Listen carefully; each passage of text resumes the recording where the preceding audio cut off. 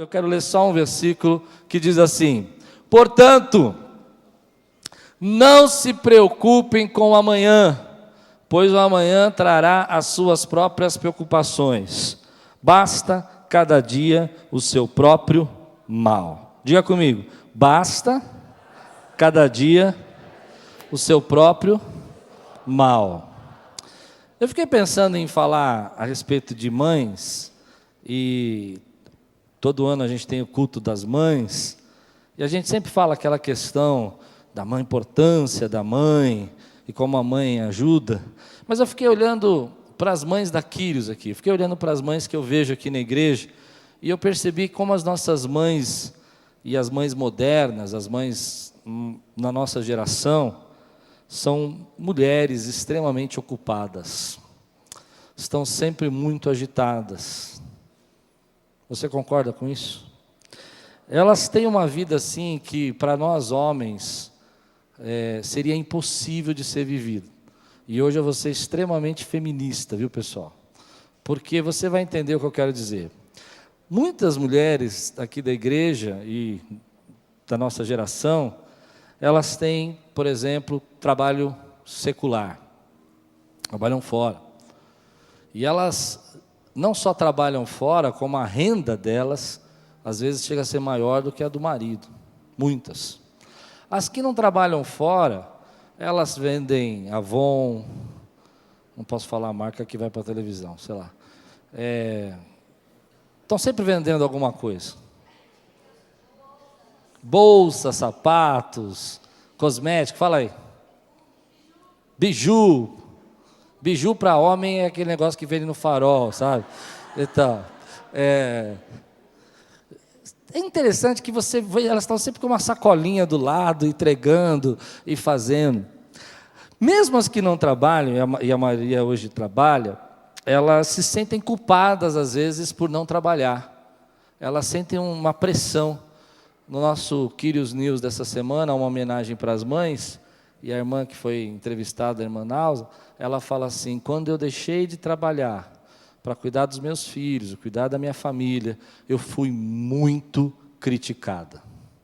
Achei interessante essa frase dela, porque a nossa cultura faz a mulher parecer que ela é uma mulher biônica, né? Ela acorda cedo, vai trabalhar, pega ônibus, às vezes lotado. Eu às vezes passo aqui na avenida cedinho, eu vejo algumas irmãs, até perto de casa também, nos faróis, nos pontos, né? Estão esperando os fretados, esperando os ônibus, quando é fretado, trem. Mas não é só isso. Além delas terem toda essa questão do trabalho, dessa pressão, que às vezes quando elas não trabalham são criticadas, eu vejo aqui na igreja uma mulher olhando para outra e falando assim: você não trabalha? E eu fico pensando, como não, né? Como não? Como não ajudar a fazer todas as coisas de casa? Não só ajudar, cuidar de tudo, né? Às vezes tem que fazer essa viagem de ônibus e buscar o filho, passar na creche. Vi muito isso aqui na igreja. Mães que estão com os filhos no colo, assim, vindo para as reuniões de liderança, de diretoria aqui da igreja, reuniões que colocam de oração.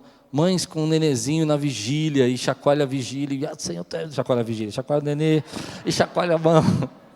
E aí elas fazem assim, coloca uma madeira no nenê, e chacoalha e dá glória, e chacoalha e troca a fralda e dá glória. É um negócio incrível, irmão. É um negócio. E aí eu vou falar um negócio aqui, vou fazer uma crítica. No final dessa mensagem, você vai achar, e eu acho que você vai dizer assim para mim: pastor Klaus, o senhor não sabe, meu marido faz 6 meses que ficou para trocar uma lâmpada. Isso é possível, eu já vi. Uma lâmpada, é possível, mamães? 6 meses para trocar a lâmpada? É possível. Isso aconteceu numa casa perto de onde eu moro. Aliás, assim, a casa onde eu moro, aconteceu. E onde você passa e a pessoa fala assim, a pessoa, é claro, é minha esposa: você não vai trocar essa lâmpada? Então, assim, tudo bem, eu sei que a gente é meio assim, meio atrapalhado, mas dileta, pense em vocês agora, amém? Além delas buscarem o filho na creche, elas são mulheres tão agitadas que elas se acostumaram a viver assim, correndo para um lado para o outro. Elas têm que cuidar também da beleza, verdade ou não? Tem que ser bonito. tem que ter cabelo legal, certo? Não é? E é tão interessante que, vamos falar, por exemplo, de cuidar do corpo físico. Eu fico imaginando as mulheres fazendo regime. Primeiro elas fazem o nosso almoço, frita lá o alho, a cebola, tempera o arroz, faz a lasanha, põe na mesa e olha para nós e fala assim: não, hoje eu estou de regime, eu vou comer só uma salada. Você aguentava, marido? É muita força de vontade, né? Aí depois elas têm que fazer coisas que para nós homens é um verdadeiro absurdo. Depilar-se. Isso para mim é uma coisa assim inacreditável. Eu não vou entrar nessa questão, mas eu fico imaginando o meu amigo Ricardo, de 20 anos, fazendo depilação. Ia ser assim, não, ia ser uma vez para nunca mais. Esse é um negócio incrível. É verdade. E elas têm que ainda chegar e sorrindo, né? Tirar a sobrancelha e sorrindo. É. Mas tem mais, pessoal. Elas vão se cuidar da beleza, elas pegam o ônibus lotado, ou elas vêm de carro, elas pegam um trânsito de 2 horas, elas ainda passam na academia, às vezes, para fazer uma esteira, para fazer uma ginástica, não sei como, mas algumas fazem. A minha, por exemplo, corre de manhã comigo, eu fico olhando para ela, vamos correr, e ela às vezes tem mais disposição do que eu para correr. Eu já parei, ela está correndo ainda. Mas tem mais, irmãos, tem mais. Pode falar mais? São elas que põem a igreja de pé. Posso ouvir um glória a Deus? É verdade, irmão. Você pode pegar um culto da semana, 60% de quem vem no culto da semana é o quê? Como eu não sei. Mas é mulher. Círculo de oração, quem toca o barco?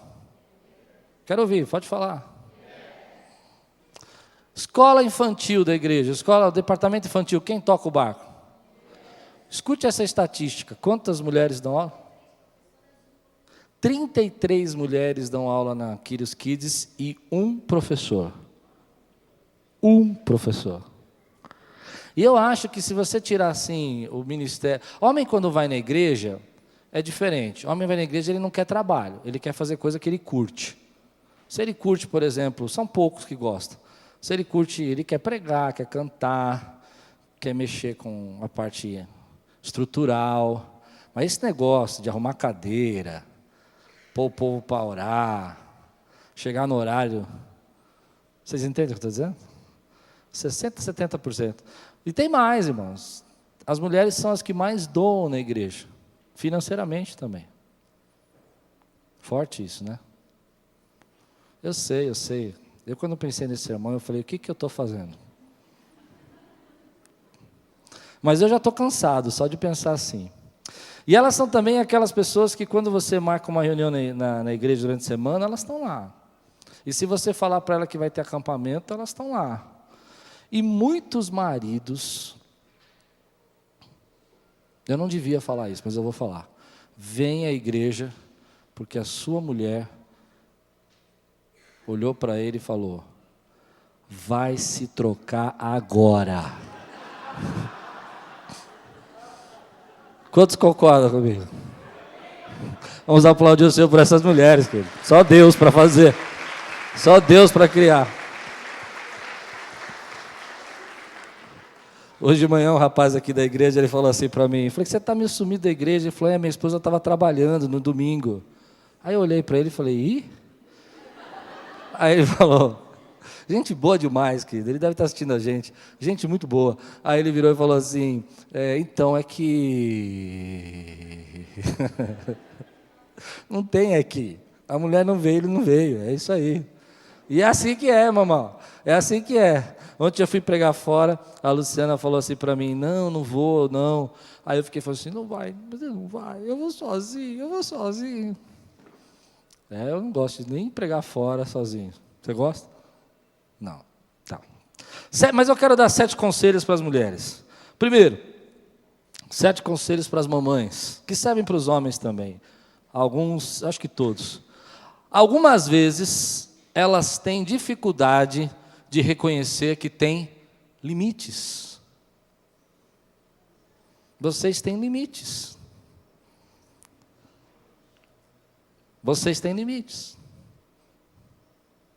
E às vezes, quando nós vivemos uma vida que a gente vai forçando esses limites, o físico, emocional, aqueles limites, por exemplo, de estresse, de preocupação, de ansiedade, uma hora isso vai estourar, vai aparecer.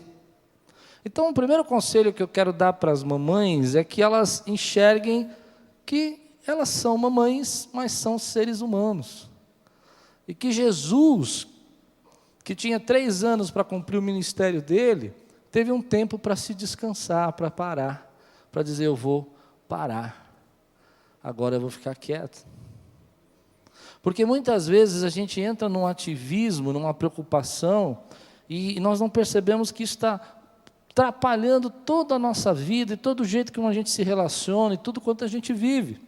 Então, respeitar os limites é enxergar que a gente não pode viver se acelerando o tempo todo. Então, às vezes eu olho para algumas mamães aqui, e eu tenho vontade de dizer assim, mamães, menos. E aí as mamães sempre dizem isso para mim, e elas têm razão de novo, e eu não tenho a resposta, não tenho toda a resposta. Elas dizem, mas se eu fizer menos, as coisas vão acumular. Se eu fizer menos, o meu marido vai deixar a lâmpada mais uns 6 meses, não vai ser só 6 meses, vai virar 1 ano. Se eu fizer menos, a pia de louça não se lava sozinho, pastor Klaus. Se eu fizer menos, a pressão que eu recebo, social, cultural, ela não passa. Então eu não tenho a resposta, só tenho o conselho. O conselho é respeite os seus limites. Tem momento que você precisa falar, agora chega. Tenha uma linha de chegada. Tenha um dia para você. Tem um dia, e para você, quando eu falo, não é para fazer comida para o marido, é para você. Um dia para você. Alguns tempos atrás, a Luciana falou assim para mim, eu preciso ter um momento para mim. Eu falei, é verdade, tem um momento para você. E aí ela fez 2 vezes isso. Acordou de manhã cedo, saiu, foi passear, foi no clube, foi no parque, foi no shopping, e voltou só na hora do almoço. Foi levar minha filha na escola, de lá já foi passear. Ela fez 2 vezes. Tomar sol. 1 vez por semana, não é todo dia. Porque a gente não está acostumado, e quando a gente faz isso, seja sincero, olha no meu olhinho aqui, você não se sente culpado? As mamães não se sentem culpadas quando elas fazem isso, quando elas têm um tempo para elas se sentem culpadas. Elas olham e falam assim, não é que eu deixei de fazer. E daí que você deixou de fazer? Você, mamãe, é um ser humano. Você, mulher, é um ser humano. Nós, homens, nesse aspecto, damos uns perdidos melhor, né? Quantos homens aqui concordam com a minha história aqui? A gente sabe dar os perdidos. A gente não dá os perdidos? A gente...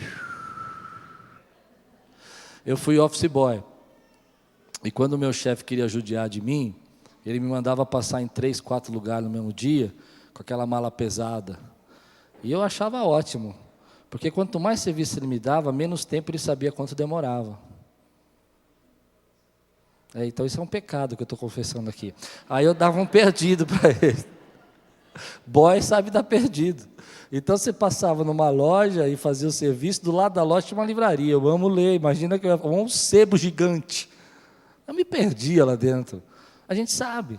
A gente precisa respeitar os limites. Olhar para a tua vida e falar, hoje é meu dia. Hoje é meu dia de fazer o quê? Fazer nada. E mulher, quando não faz nada, ela faz a unha, tira a sobrancelha, corta o cabelo. É isso que é fazer nada para vocês. É impressionante. Eu sei que é uma visão machista do que eu estou dizendo, talvez para vocês, mulheres, porque eu até falei para a Luciana que hoje que a gente tinha que pregar uma mulher, né? Mas eu vejo que quando a minha esposa fala, vai fazer nada, eu olho para ela, ela está lá, fazendo unha, lixando unha. O que você está fazendo? Estou fazendo nada. Para mim, ela está fazendo um monte de coisa. Nós, homens, quando não vamos fazer nada, é fácil, a gente pangua. Você já viu mulher panguando? É muito raro, gente. É raro. É raro. Então, a primeira dica, respeita teu limite. Jesus descansou. Não é pecado você dizer, não vou fazer nada. Não é pecado você se sentir feliz. E quando eu falo fazer nada, é fazer nada. Segunda dica que eu quero dar a vocês. Vocês recebem essa dica, irmãos? Faça um pouco mais o que te dá prazer, ao invés de levar a vida cumprindo apenas entediosas obrigações. Não faz esse bico para mim. Tem mulher fazendo bico já. Faça um pouco mais do que te dá prazer. O que te dá prazer? Lavar a louça? Sabia que você ia ficar com ódio de mim se eu falasse isso. A gente costuma olhar a vida só pelas obrigações. E é verdade, a gente tem muita obrigação. Eu recebi depois que eu acabei essa pregação, hoje a Luciana falou assim para mim, você fala assim, mas se eu não passar a sua camisa, você fica bravo. Tomou, pastor Klaus? Não é? Às vezes, nós não enxergamos, por exemplo, e eu acho que isso é muito sério, que nós podemos equilibrar a vida com prazer e obrigação. Eu sei que essa frase já ficou batida, ela já caiu em desuso, eu nem gosto de usar essas expressões, mas eu vou usar hoje porque é a única que veio, é o que eu tenho para hoje. Tem obrigação? É o limão. Pega o seu limão e faz virar uma limonada. Eu aprendi isso com a minha mãe. Minha mãe tinha uma doença muito grave, muitos irmãos sabem, e às vezes eu chegava em casa e a gente tinha comida, e às vezes a gente chegava em casa e ela decidia que não tinha o que comer. Não porque não tinha comida, ela decidia que não tinha o que comer. Vi muitas vezes a minha mãe fazendo água e sopa toda noite. E eu aprendi com a minha mãe que a gente precisa encontrar naquelas dificuldades da nossa vida prazer. E olhar para a tua vida às vezes e descobrir quais são o prazer da tua vida, quais são as coisas que te deixam feliz, muda um pouco o jeito de você viver. Eu vou dar um exemplo. Uma coisa é você fazer uma caminhada preocupado, veja se eu estou errado. Você caminhou, preocupado, ansioso, voltou para casa e a primeira coisa que você foi fazer o quê? Subir na balança. Essa é uma coisa. Outra coisa é você fazer uma caminhada, porque a caminhada lhe dá prazer.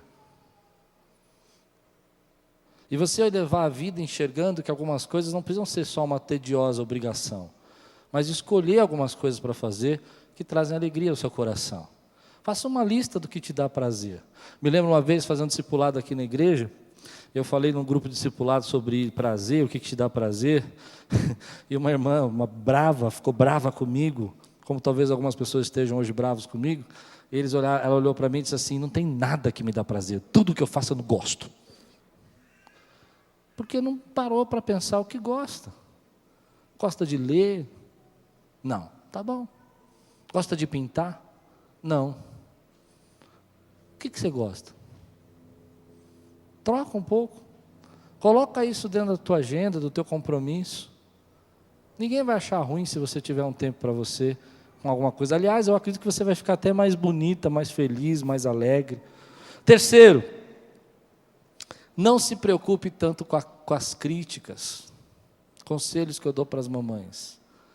Às vezes vocês são pressionadas por uma sociedade ou por uma mentalidade que, se vocês viverem uma vida mais tranquila, ou tiverem um pouquinho menos de tensão, ou se vocês viverem uma vida mais para vocês, mais felizes, as críticas vêm sobre a vida de vocês. Eu li um artigo essa semana, achei muito interessante, que fala que uma moça, ela tinha um apartamento, uma casa, e ela fazia uma complicação da vida dela, e ela estava ganhando muito bem, mas não tinha tempo para o filho, e um dia ela tomou uma decisão drástica. Achei interessante a decisão dela, ela resolveu parar com toda aquela carreira, aquela força que ela tinha de exercer crescimento, e ela foi comprar uma casinha no campo, radical, né?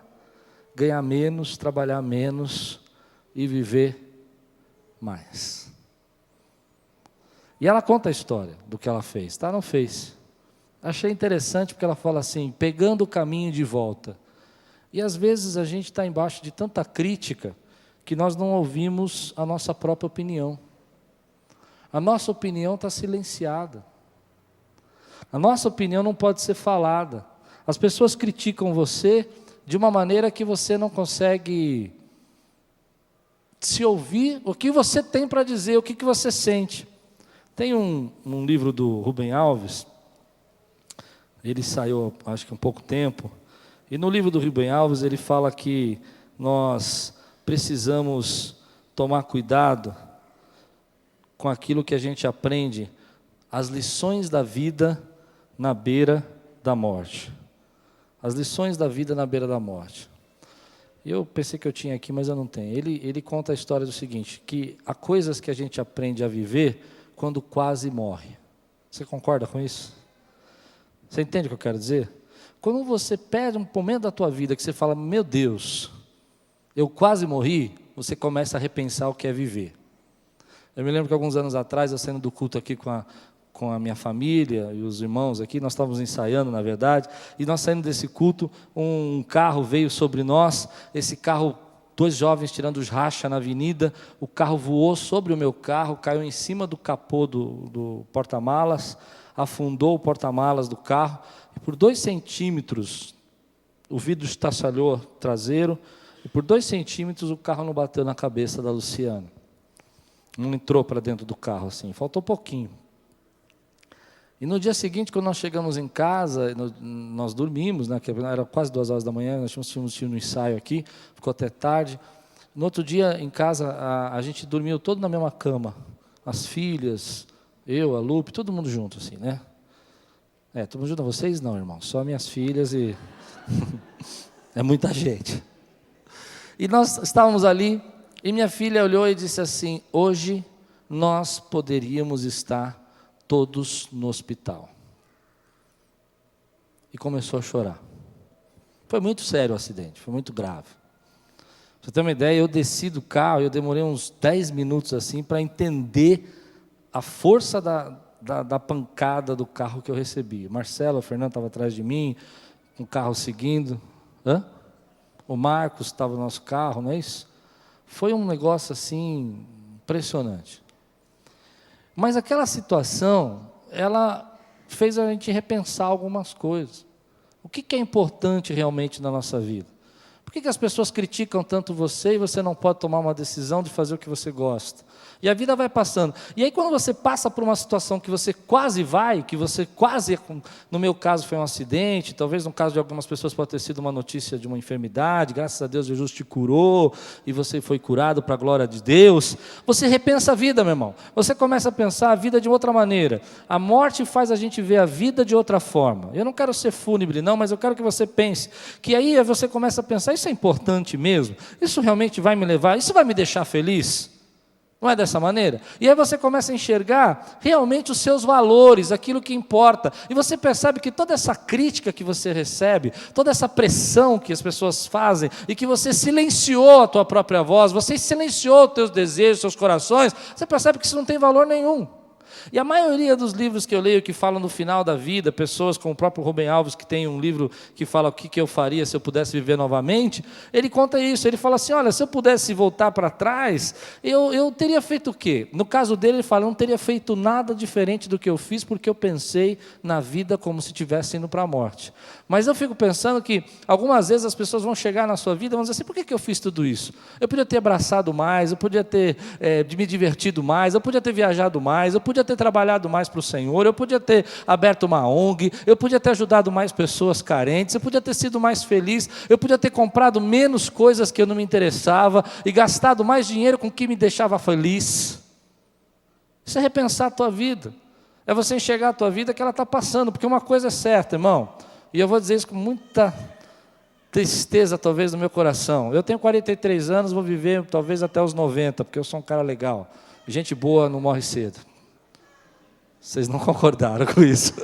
Ninguém concordou. Mas eu penso, meu irmão, que se eu viver até os 87, 80, 90 anos, eu tiver força, né, e alegria ainda para viver, eu tenho mais quantos anos de vida? Me ajudem, vamos. Quantos? 47 até 90. Passa rápido ou não? Passa muito rápido, irmão. Passa muito rápido. Passou muito rápido. Não passou a tua vida muito rápido? Então é hora de você repensar aquilo que realmente te deixa feliz. Acho tão interessante como as pessoas às vezes estão cansadas por lutar por coisas que não interessam. Qual é a sua opinião? O que você realmente pensa a respeito disso? É isso que você quer fazer? E aí vem o meu quarto conselho. Se preocupe um pouco com as coisas que você vai se lamentar por não ter feito. O que você ainda não fez que você vai se lamentar por não ter feito?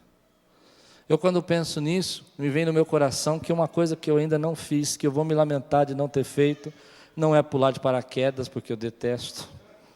Outro dia o Babi falou, vamos gravar um programa, você pula de paraquedas. Eu falei, só se for eu gritando, né? Sai! Esse vai ser o programa. Até chegar lá embaixo. Não vai ter outra frase no programa. Só, e aí vai ter que ter resgate, gente fazendo tratamento, porque eu não vou morrer. Isso não me deixa feliz, não me dá prazer, e eu não vou sentir falta quando eu ficar, olhar para trás e falar, nunca pulei, graças a Deus, meu irmão, aleluia, nunca precisei, Jesus é bom. Mas há coisas na nossa vida que a gente precisa olhar e pensar, o que eu vou me arrepender por não ter feito? O tempo é tão limitado que a gente acaba gastando vivendo a vida de outra pessoa. Não dá para viver a vida de outra pessoa. E tem gente que está vivendo a vida de outra pessoa. E agora eu vou falar uma coisa que é a parte que as mamães ficaram todas bravas. A vida do teu filho não é a sua vida. Não dá para viver a vida do filho. Porque se você viver a vida do filho, você vai se decepcionar, você vai sufocar. Você pode ensinar, você pode educar, você pode ser um bom conselheiro, mas vai chegar uma hora que você vai ter que mudar. Você vai deixar de ser mamãezona e vai ser uma conselheira. Vai ser apenas uma pessoa com apoio. Ele vai ter que tomar as decisões, porque senão você vai ser aquela sogra infernal que ninguém aguenta. Conto uma história aqui uma vez de uma moça que ela construiu uma casa do lado da sogra. E a sogra cuidava do filho como um grande meninão. E o meninão chegou em casa. O meninão era engenheiro, gente boa, engenheiro. Mas ele chegou em casa. Ele chegou em casa quando ele olhou para o tanque. A casa era vizinha, germinada. Estava a mãe dele lavando a roupa. E ele disse, mãe, o que a senhora está fazendo aí lavando a minha roupa? Ela disse, a sua mulher não sabe lavar roupa como eu sei lavar roupa.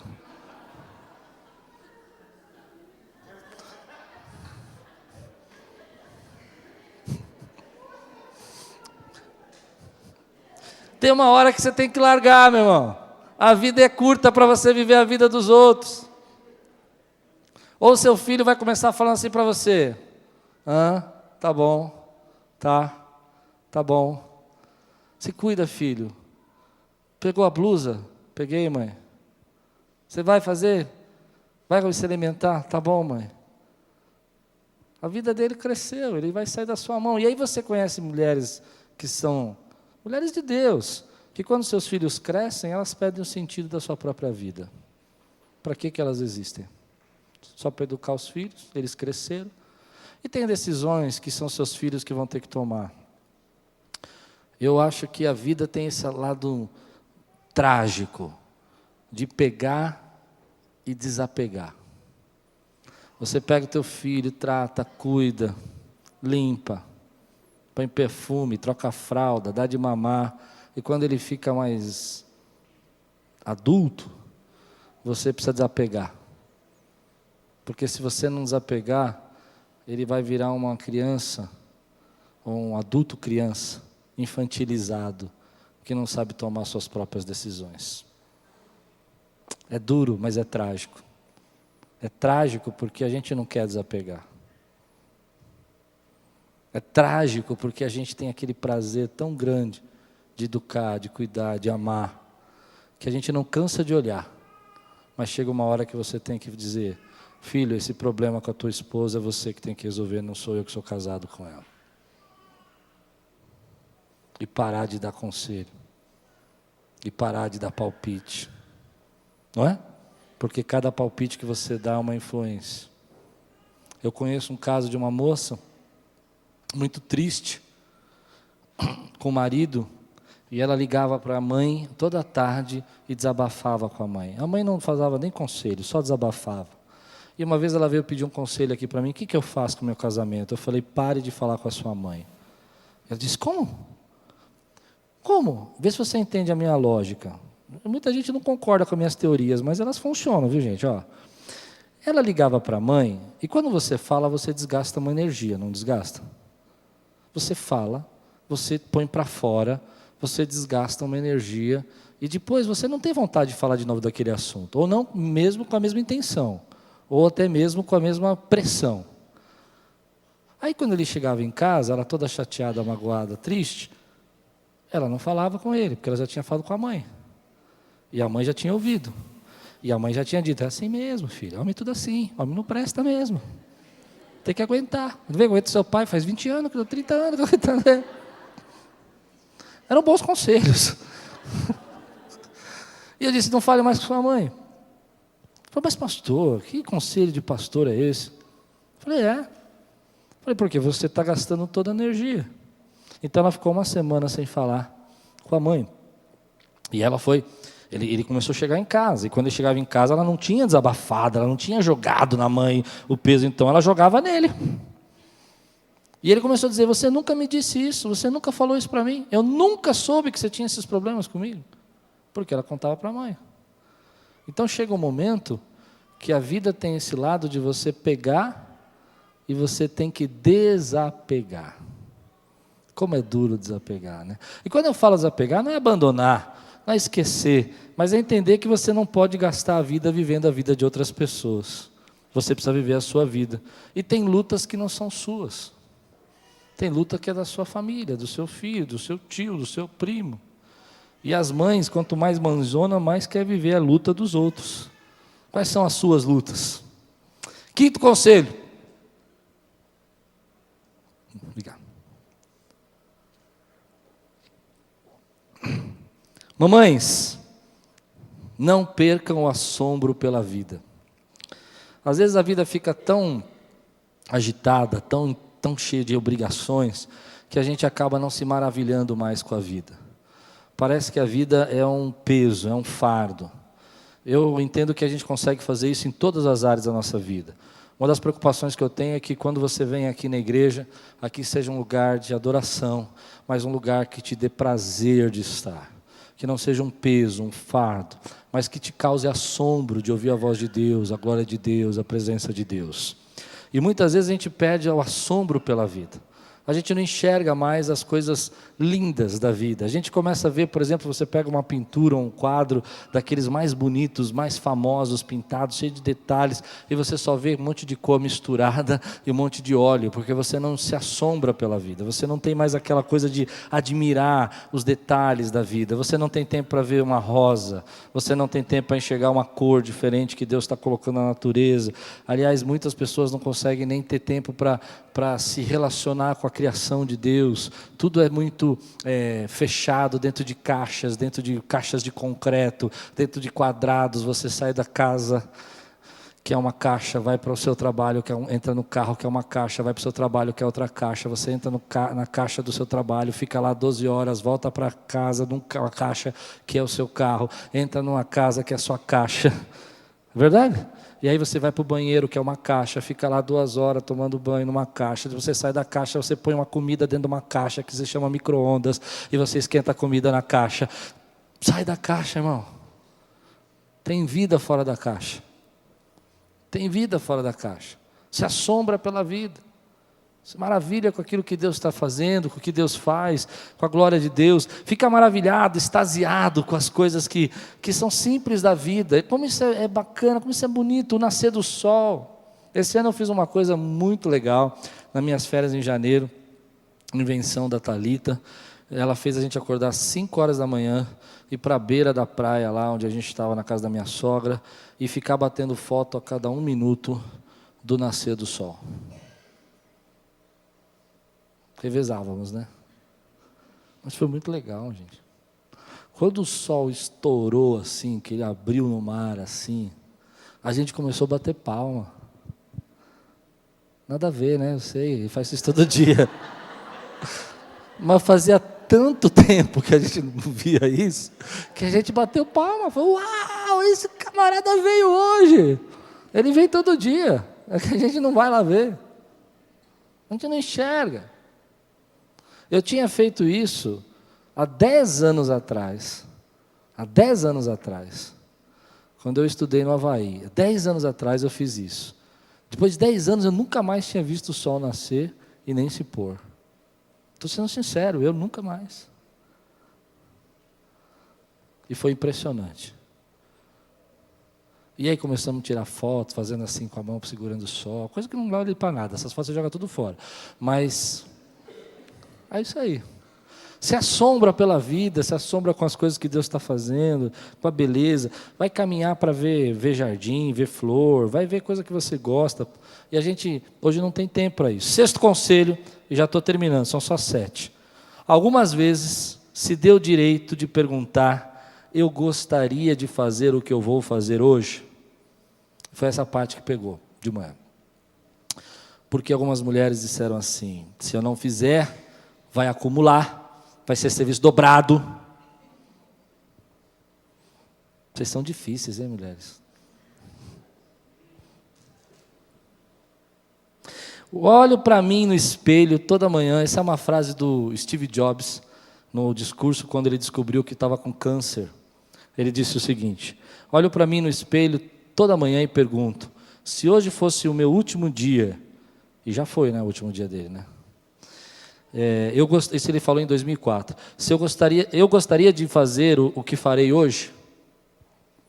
E se a resposta é não, por muitos dias seguidos, sei que preciso mudar alguma coisa. Você entendeu a frase dele? Dá o direito de se perguntar, eu quero fazer isso. E se você começar a responder todo dia, não, não, não, não, não, não, não, é hora de mudar, meu irmão. Porque a vida não vai mudar sozinho. E Steve Jobs é um exemplo interessante, porque é um camarada riquíssimo, um cara que fez tantos projetos, e acabou. Mas ele viveu assim. Foi um princípio. Olha para a tua vida e fala assim, você queria fazer o que você vai fazer? Às vezes não dá, eu sei. Às vezes parece uma utopia, não dá para você deixar, tem conta para pagar, tem roupa para lavar, tem marido para cuidar, e marido parece que dá um trabalho gigantesco, meu Deus, tem filho, não é? Mas se pergunta em algum momento da sua vida, se você pudesse mudar, o que você mudaria? Se dá esse direito, dizer eu não vou fazer, pronto, acabou. Pronto, acabou. Simples assim. Último conselho. Coma mais morango. Tudo bem? Uma história que eu vi essa semana, achei muito legal. Diz que um monge estava orando, e ele estava lá quietinho, de repente ele olhou para trás assim, ele viu um tigre gigante, e o tigre estava pronto para pegar o monge. E o monge saiu correndo, não sei como é que o monge corre com batina, mas ele correu com aquela batina, e aí ele viu um penhasco, e ele pulou. Quando ele pulou no penhasco, ele viu um galho de ave e se agarrou. Uau! O tigre ficou olhando assim. Ele olhou para o tigre. Aí ele olhou para baixo, ele viu que lá embaixo, se ele caísse, estava cheio de pedra pontuda assim, e ia acabar com ele. Ele olhou para cima, o tigre. Olhou para baixo, as pedras brilhando. Olhou para o lado, viu um morango silvestre, grande.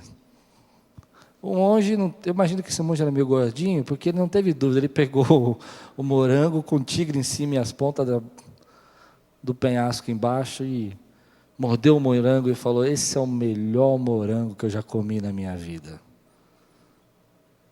O que isso tem a ver? Tem a ver, meu irmão, que algumas pessoas ficam olhando para cima e enxergando só o tigre do passado, as lutas, as dificuldades. Vivem dizendo: você não sabe do que eu passei, você não sabe o que eu me livrei, você não sabe como foi minha vida, você não sabe de onde eu vim, você não sabe. Passado. Outras vivem com medo do penhasco e das pontas do futuro. A vida tem um futuro que pode ser desastroso, cheio de pontas, cheio de problemas. O futuro, você não sabe como é que nós vamos viver lá, vai ter condição, não é assim. Agora, há pessoas que aprenderam a viver, como diz a palavra de Deus: basta cada dia o seu mal. Você pega lá, o que temos para hoje é um morango.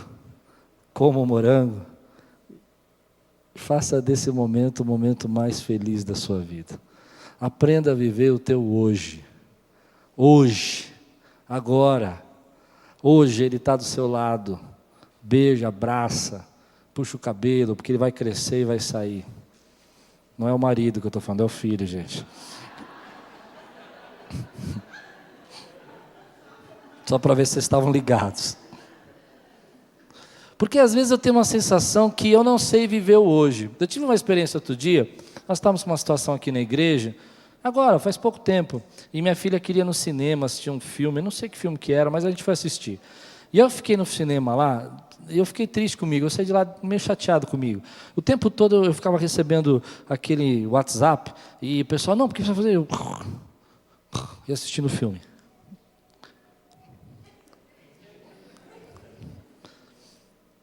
Eu acho que só eu fiz isso na vida, né?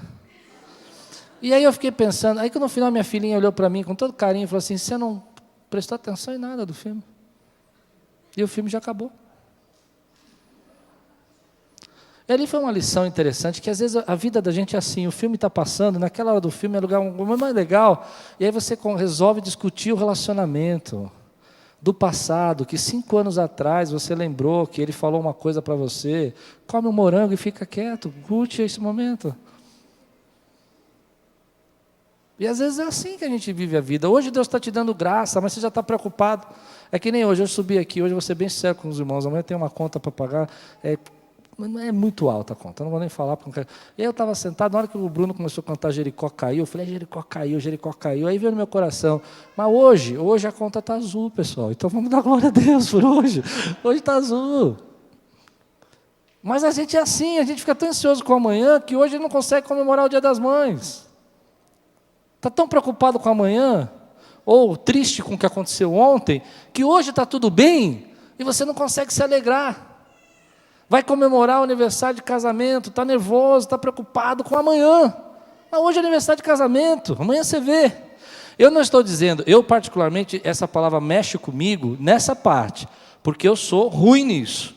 A Bíblia, o texto que eu li, vocês conhecem, ele fala da ansiedade: não andeis preocupados, não andeis ansiosos. Jesus ensinando a gente a não se preocupar, não ficar ansioso. Esse é o texto. O texto está falando para a gente que a gente tem que entender que basta cada dia o seu mal. Não viva ansioso. Mas hoje eu percebo que a nossa vida não tem presente. Hoje pode estar tudo bem hoje com você, mas você está triste porque amanhã você tem alguma coisa para fazer, ou você não fez alguma coisa ontem. E hoje você não consegue ver o presente. Dica que eu quero dar para você, querido: viva o hoje que Deus está te dando. A única coisa que você pode viver é o presente. Hoje nós estamos aqui, hoje nós vamos adorar a Deus, hoje a presença de Deus está no nosso meio, vamos glorificar o Senhor.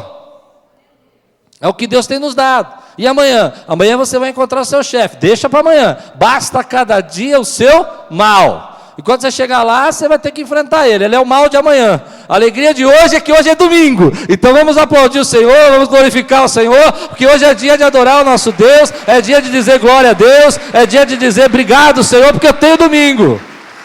Graças a Deus que eu não tenho só segunda-feira. Você não, Samanta, que eu sou seu chefe, então não foi assim. O resto, todo mundo pode pensar do chefe, amanhã só. Estou brincando, Samanta. Deve ser terrível ser o pastor e o chefe, deve ser muito ruim. Tudo bem, eu sou um cara legal, vai.